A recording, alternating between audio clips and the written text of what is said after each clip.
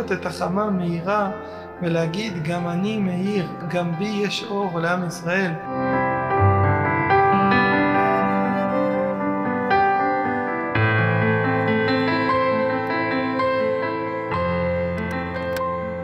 אנחנו לא יודעים מה התועלת שיש בכל אחד, אנחנו לא יודעים כמה כל אחד עצום.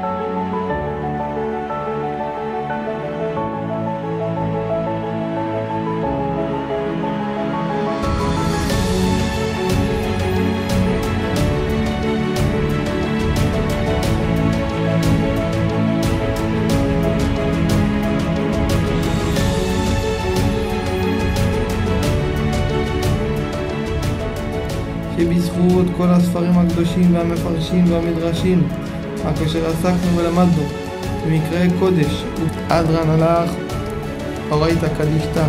השנה, כמו שלא, זה לא יורד בכל דור.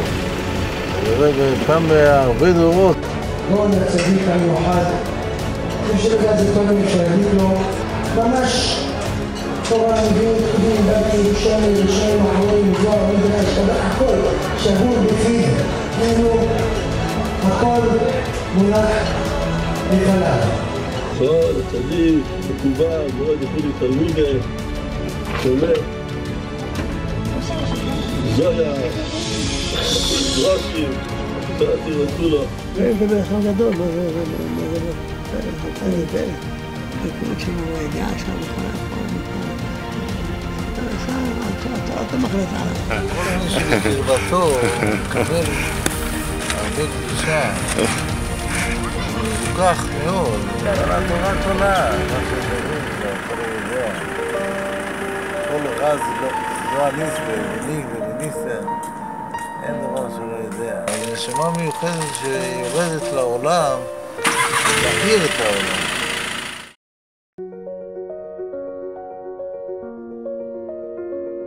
מסתכל בנרות החנוכה, מסתכל עליי ואמר לי, היום! ככה בי פשוט, היום! הוא עשה בדיקות חוזרות והכל נעלם. הוא לא יכול לזוז, הוא היה הולך לקום, הוא היה הולך עם גב כפוף. הוא לא יכול, אני זוכר, הוא היה צועק, הוא היה הולך וצועק, כל פסיעה לא יכול ללכת לרגליים. נעלם הכל, ברוך השם, בנס, אין לזה שום הסבר. אני אומר לו, זה נס, נס שלא קיים בעולם. נס זה מופת מעל הטבע, דבר של שידוד מערכות הטבע, שבדיוק מה שהרב אמר. זה סיפור שהוא יוצא דופן, הוא סיפור בלתי נתפס. היה לו, אין לי מילה אחרת להגדיר את זה, נס. אמרתי, הרב, אני מבקש עכשיו, הוא אומר לי, עכשיו, לא יהיה שום כאבים, לא ניתוח, לא צריך שום דבר, לא רופאים, שום דבר, הכל יעבור כלא היה. קמתי מהכיסא, התחלתי לרקוד. כאילו, לא ממש לרקוד, לקפוץ כזה ולהראות, תראי, זה לא כואב.